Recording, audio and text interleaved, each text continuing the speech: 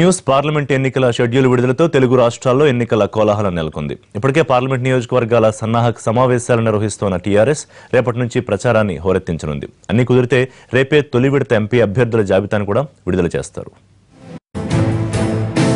ఇప్పటికే తొలి విడతలో 7 నియోజకవర్గాల్లో సన్నాహక సభలు నిర్వహించిన టీఆర్ఎస్ వర్కింగ్ ప్రెసిడెంట్ కేటీఆర్ రేపు మరో 2 సభల్లో పాల్గొంటారు. మరో 5 రోజుల్లో ప్రచారం మొదలుపెట్టనున్న అధినేత కేసీఆర్ రేపు తొలి విడత అభ్యర్థుల జాబితాను కూడా విడుదల చేసే ఛాన్స్ ఉందంటున్నారు.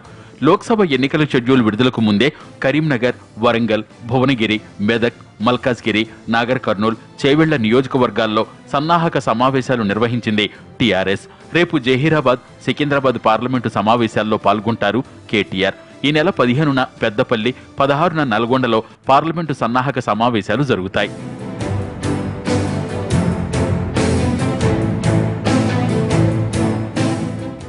మరోవైపు 16 నియోజకవర్గాల్లో కేసీఆర్తో సభలకు ప్లాన్ చేస్తున్నారు. 17న కరీంనగర్ నుంచి అధినేత ఎన్నికల ప్రచారానికి శ్రీకారం చుడతారు.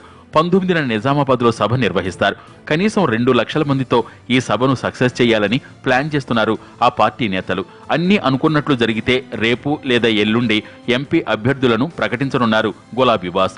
2 విడతలుగా అభ్యర్థులను ప్రకటిస్తారని చెప్తున్నారు. అభ్యర్థులపై స్పష్టత ఉన్న మెజారిటీ స్థానాలను తొలి విడతలో ప్రకటిస్తారు. ప్రతి ఎంపీ సీటును ప్రతిష్టాత్మకంగా భావిస్తున్న కేసీఆర్ సగం మందికి పైగా కొత్త అభ్యర్థులకు టికెట్లు ఇవ్వనున్నట్లు తెలుస్తోంది.